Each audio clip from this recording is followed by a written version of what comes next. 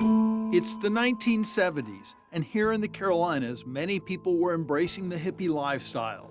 Bell bottoms, music festivals, psychedelic prints, psychedelic drugs. In 1978, a double murder rocked the high country with evidence spread across 3 counties across 2 different states. Now, more than 46 years later, there's a renewed effort to solve the crime. Tonight, WBTV's True Crime Carolinas takes you to a place known as the Dark Corner. There's a stillness in this field in a remote area of Greenville County, South Carolina. A calmness to this creek as it slowly flows along its banks. Yet for all the peace and tranquility the area offers, it is also known as the Dark Corner. Anything that you wanted to get away with, Dark Corner is where you came. Someone came here 46 years ago, and to this day, they have gotten away with something.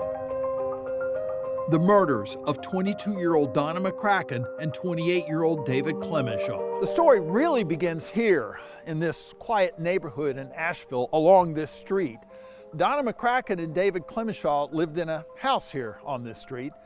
But what happened between this house and Greenville, South Carolina remains a mystery. Here's the picture over on the basketball team. Jan Gray was friends with Donna. They went to Owen High School together in nearby Swannanoa. Donna was a sweetheart. She was kind of shy, but once you got to know her, she opened up and she was hilarious. David was a Navy veteran and divorced. I think she was in love, but I don't think everything was wonderful. Jan says she remembers the last time she saw Donna and the first time she met David. She was so excited we'd come to see her because she had a new boyfriend, and I didn't like him.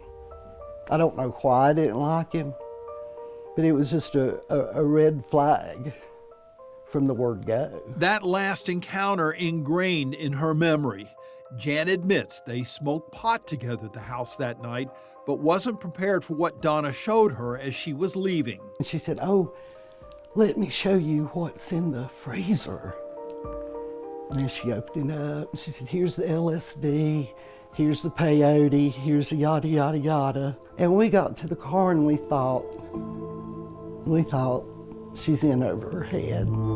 So this box is it, right? The case file, basically. This and what I have here on the table that I've been working on. Sergeant Jason Cox of the Greenville County Sheriff's Office has spent years digging through the decades-old case file. They were just a young couple having fun. 4th of July weekend, 1978. Donna and David were going to meet friends at a festival in Cherokee County.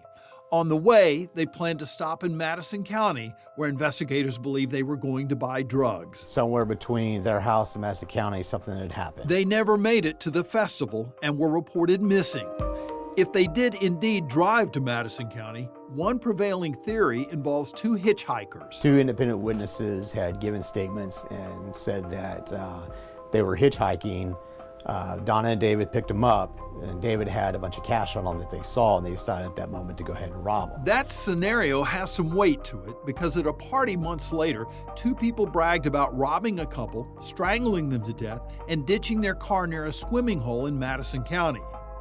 The car was found in Madison County, but when police interviewed the 2, they never admitted to anything. These 2 individuals could have just been bragging about something that they read in the paper to try to take credit for and had nothing to do with it. Sergeant Cox declined to identify the 2, and both have since died. Just because they passed away doesn't mean the case is closed.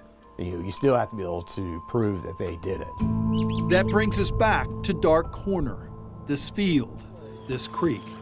This is where the bodies of Donna and David were found days after they were reported missing. David was lying in the creek, his shirt missing and hands tied behind his back.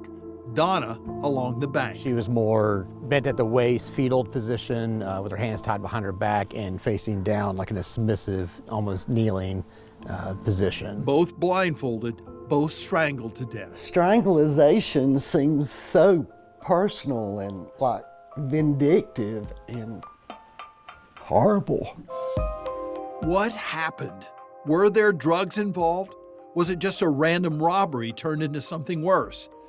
How did their bodies turn up almost 100 miles from where their car was found? The location is pretty isolated away from where anybody would have just known about unless they had intimate information of it. Sergeant Cox hopes DNA clues will be found from the evidence discovered decades ago. We may not be able to solve it right now, but it will get solved one day. You know, we're not giving up. Sergeant Cox says more evidence has been sent off for testing, but wouldn't tell us what it was. He said Hurricane Helene delayed some of that testing. There are so many more details to this story, more than we could ever fit in this piece. You can read everything else we've learned right now on WBTV.com. I'm John Carter for WBTV's True Crime Carolinas.